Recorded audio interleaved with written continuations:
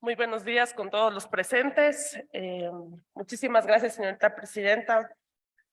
Y bueno, para iniciar esta ponencia y esta conversa, quisiera preguntarles si ustedes saben o conocen quién es Carlos Reyes.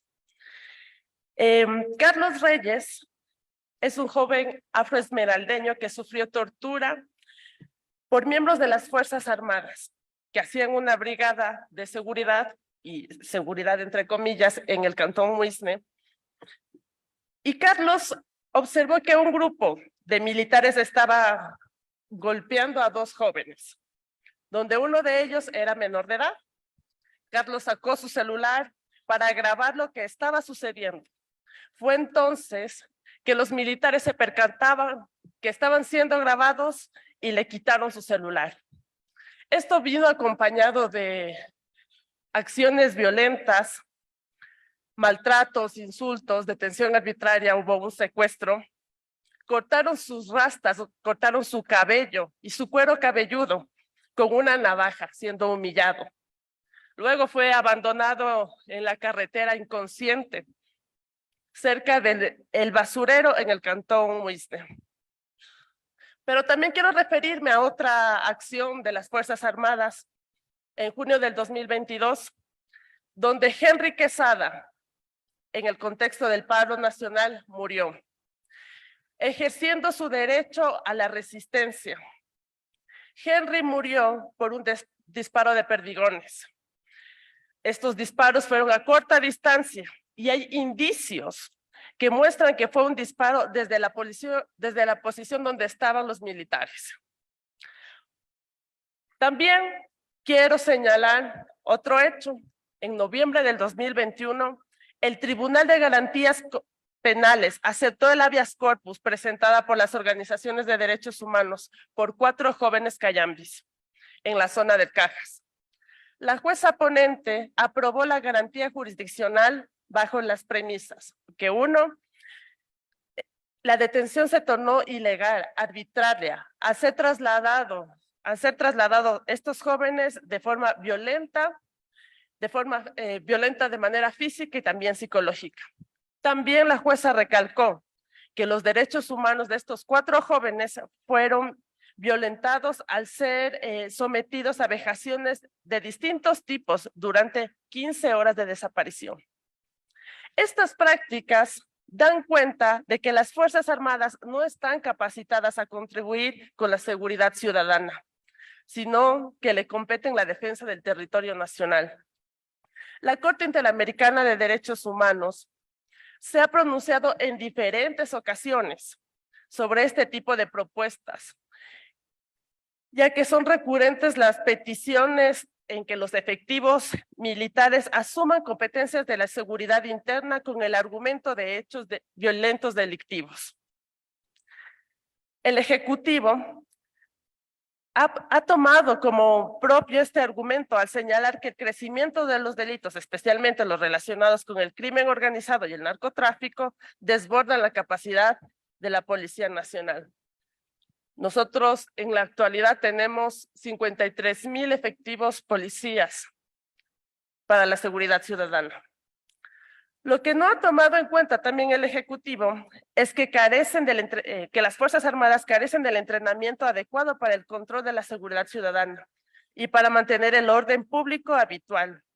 La Corte Interamericana señala en su sentencia de Montero, Arangüe y versus Venezuela que los estados deben limitar al máximo el uso de las Fuerzas Armadas para el control de disturbios internos, puesto que el entrenamiento que reciben está dirigido a derrotar al enemigo y no a la protección y control de civiles, entrenamiento que es propio de entes policiales.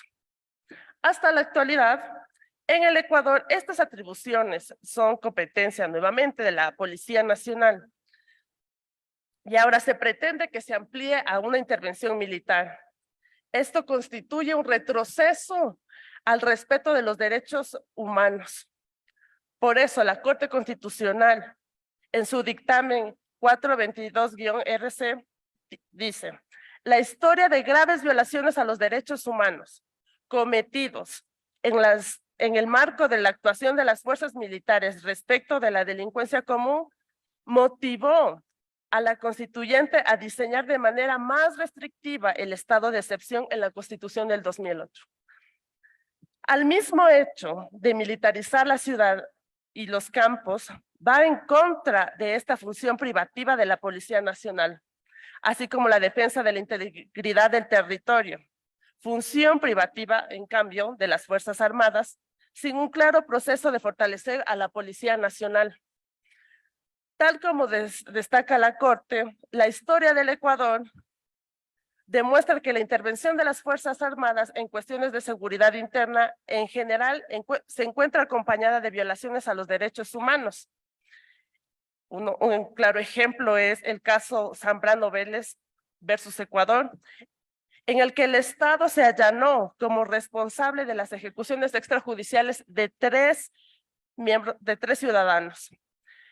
Y el caso mencionado tiene esta relación directa con la discusión que estamos teniendo el día de hoy. Estamos aquí reunidos justamente para demostrarles y mostrarles que las graves violaciones a los derechos humanos fueron cometidas por las Fuerzas Armadas en operativos ordenados por el régimen de turno y que tenía con el fin de capturar delincuentes. Y hasta ahora nosotros tenemos un informe de la Comisión de la Verdad donde se señala que hubieron graves violaciones a los derechos humanos y que los responsables fueron las Fuerzas Armadas. En un Estado de derechos que pretende asegurar los derechos y las garantías de todas las personas, la limitación y el contrapeso del poder punitivo y estatal constituye una pieza fundamental del orden democrático. Caso contrario, cuando el poder punitivo es descontrolado, este suele derivar en crímenes de masa. Tal como lo señala el jurista Rafael Zaffaroni, esta situación se da cuando las propias agencias de poder punitivo cometen los crímenes más graves cuando operan sin contención. Nuevamente tenemos el informe de la Comisión de la Verdad donde se señalan estas graves violaciones a los derechos humanos.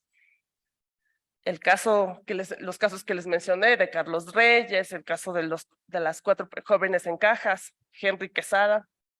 En este sentido también la Corte Interamericana de Derechos Humanos dice, si bien el Estado tiene el derecho y la obligación de garantizar la seguridad ciudadana y mantener el orden público, su poder no es ilimitado, pues tiene el deber en todo momento de aplicar procedimientos conformes a derechos y respetuosos con los derechos fundamentales de todo individuo que se encuentre en el territorio. El mantenimiento del orden público interno y la seguridad ciudadana deben estar primariamente reservados a los cuerpos policiales civiles.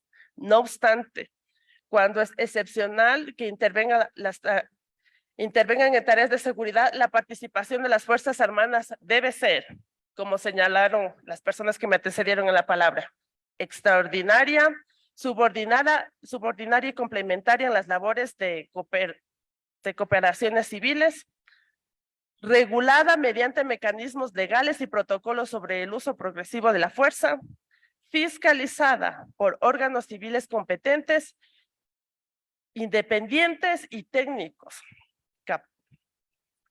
Para ir terminando, quiero decir que el poder combatir la problemática social del crimen organizado que atenta contra la paz y el orden habitual, es necesario que el Ejecutivo implemente una adecuada política pública sobre seguridad ciudadana, que al mismo tiempo contribuya como una herramienta eficiente para el gobierno, para que cumpla adecuadamente con sus obligaciones de respetar y garantizar los derechos de todas las personas. Dar paso a esta enmienda constitucional sería dar el permiso a que las prácticas de eliminación del enemigo, esencia de las Fuerzas Armadas, que conllevan tratos crueles, inhumanos y degradantes a los derechos humanos, cabe recalcar, sea de manera sistemática y sin ningún filtro, y además haya una inobservancia del uso progresivo de la fuerza.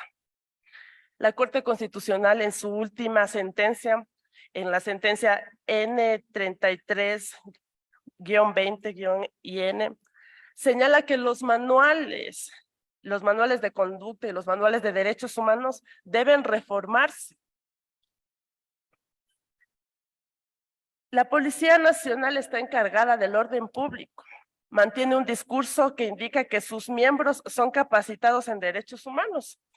Y aún así hay denuncias de violencia policial injustificada. No hay forma o no hay garantía o maneras de garantizar que la propuesta del Ejecutivo de reformar la Constitución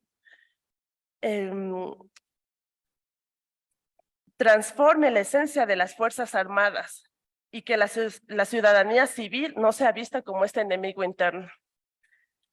La militarización en el despliegue de las operaciones propias de la Policía Nacional no es un problema que sea solo del Ecuador. Ha sucedido en Chile con los carabineros, en Honduras con la Policía Militar de Orden Público, en Paraguay a través de la ley 1337, en Guatemala con el CERS, etcétera. Pero no ha habido un resultado positivo. Primero, porque el despliegue de tal intervención refleja la inhabilidad de las fuerzas militarizadas para enfrentar problemas de criminalidad común y pobreza, que requieren ser abordados de manera integral a través de otras medidas, no a través de la militarización en el país. Muchísimas gracias, señorita presidenta.